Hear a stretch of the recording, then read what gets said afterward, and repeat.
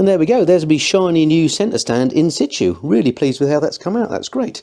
All right, so that's job one done. Next job is to address the crash bars and these lights. So I'll take these lights off, then I'll need to snip a couple of cable ties and then have a go at getting these bars off and putting the new ones on. So that's the next job.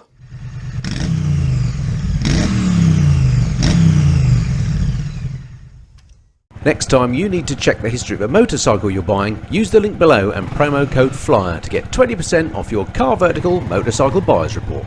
Right, I've just popped round the other side of the bike actually. It's a good opportunity before I start taking things off just to show you how the crash bars are holding up on this side. I don't know if it's because that's the side that tends to go lower, but if you look at the crash bars here, look, you can really see where the corrosion has taken a hold, and that's really why I want to get these replaced. So that's what I'm taking off. But first things first, take this light off. All right, this is where everybody tells me I should buy myself a decent set of Allen keys that won't break me fingers. In fact, I've already got that one quite loose. Blimey, long bolts. Then this, my little bracket, which I am going to reuse actually, that comes off. That looks like that's another little smaller Allen key. Smaller than that, bigger than that. That's the one. These brackets are actually more expensive than the lights were. If I can find them again on eBay, because it was 10 years ago or thereabouts that I installed these, I'll put a link below in the description. So if you want to do this yourself, you can. There's another one there. It's like there's a little rubber collar there to save as well. There we go. Right, same the other side.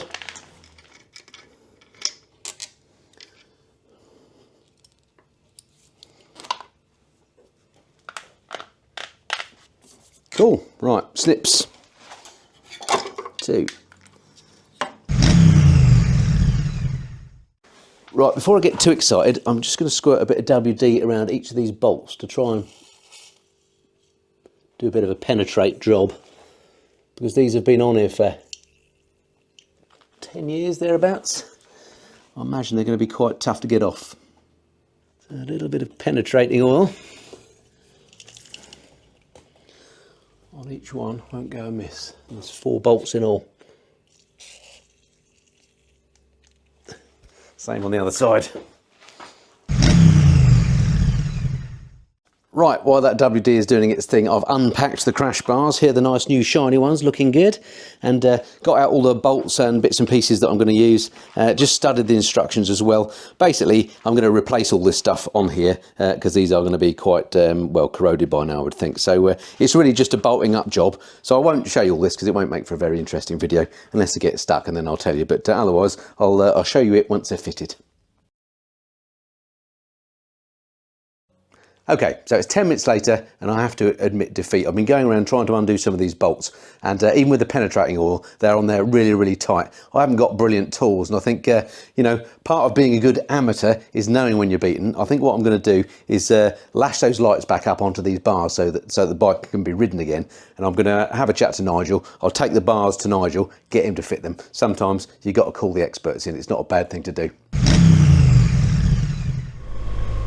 Alright, it's a few days later and I'm following Mrs. Flyer in the car up to Nigel's because we're taking the engine crash bars and the trusted GS up to him so he can make good the stuff that I can't do. It's always good to know when you're beat and admit defeat. So yeah, we'll let the experts install the crash bars thanks to those probably rusted in bolts. We'll give that problem to Nigel to sort out. Also a good chance to show you another addition I've made to the GS. Eagle-eyed ones of you will notice this little gadget ahead of me, which is currently running Google Maps via Apple CarPlay. It's something called an AIO5 Play for BMW. It's a plug and play solution. It's one of these new gadgets from a Chinese manufacturer called Chiggy. Terrible name for a manufacturer. It's a shame it's not called something like, I don't know, Bike Nav or Men's Navigator or something, I don't know, but something better than Chiggy. But anyway, ignoring the name of the company, it's a brilliant little device. I have made a video reviewing it. I'll put a link in the corner, but that's just another little thing that I've added to the GS, something I'm learning and using more and more. Just brings the bike a bit more up to date. Time will tell whether it actually replaces my Nav 5 every day, but certainly having Apple CarPlay is new and novel and something I'm enjoying at the moment. Ooh, a bit of diesel on the roundabout, not nice. And yes folks, you once again join me riding in the middle of summer here in Blighty. Recording this particular section of the video, I think it's about July the 10th, something like that. Normally you'd expect it to be 20 degrees and sunny, but in fact it's what? Well, it's 17 degrees, so it's not terribly cold. But boy, have we had some rain of late again. Anyway, I'll stop whinging about the weather. I'll get the bike up to Nige, I'll get the crash bars on, I'll then have to get the bike home and probably give it a clean, and then we need to set about installing those new lights. Hopefully I can do that and I won't have to resort to Nige again, but time will tell. Right, see you soon. Right, welcome back to the garage, or garage if you're watching in the US, and welcome back to the garage. Just a few days later, got back from Nigel's obviously, and he has now replaced those engine bars as planned. I've given the bike a clean. It did get a bit mucky after that ride. Luckily the sun's back out again now, so all is good on the weather front, you'll be glad to hear. Anyway, let me show you the new engine bars. Here we go, looking absolutely splendid. All the way from SW Motec, as you see, with this new logo on there, and they are looking absolutely splendid. Let me show you the other side, which was the really rusted up one. I've got a light down here to show you the improvement. There we go, look at that. Absolutely lovely and spangly compared to how it was. Do you remember it was all rusty under there? So absolute winner. So very pleased with that. All right, so now all that remains to be done is to replace those lights, which, as I say, I've bought some new ones, and the idea is these are working absolutely fine even after 10 years, but they are starting to look a bit battered. So for example, there's a little bit of corrosion around here, look, can you see?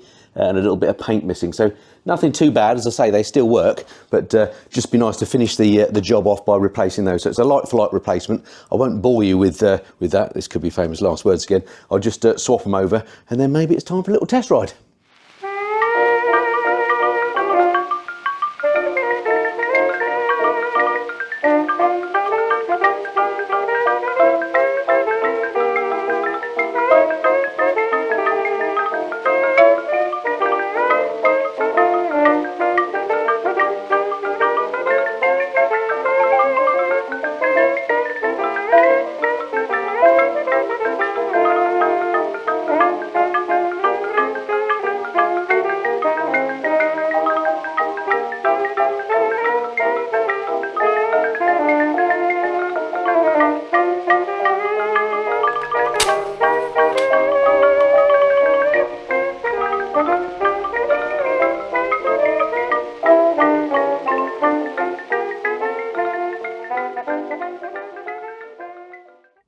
So, feeling all smug with myself because the light install went quite well, I've come to do the second one. I've soldered it all up, I've heat shrunk her, as you saw. I thought it was all good, and then I realised, look, I put the cable through that flipping hole. Look, I was using that to hold it in place so I could solder it, and that's the hole that I need to mount it on, using that bolt there. That needs to go on there. So I'm going to have to take it all off and do it again. These things are never easy, are they? Right, I'll see you once I've redone it. Right, second time lucky, all done this time fine. Just got to cable tie that up, and we're all done. So there we go, once again a little job that should have been absolutely easy as pie turned out to be difficult. Well, it wasn't difficult, I just didn't pay attention to what I was doing. I had to do it twice, so that's not unusual for me, that usually happens. But absolutely chuffed with the results, got my spotlights back on those lovely new crash bars, and just to prove they work, I'll switch them on for you.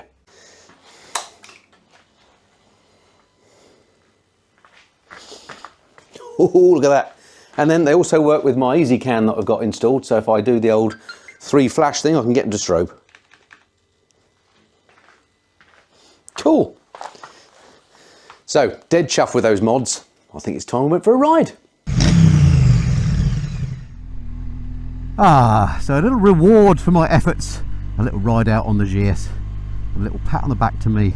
And it's fitting, of course, that I've got a white van in front of me for my first ride. I was turned off. Excellent.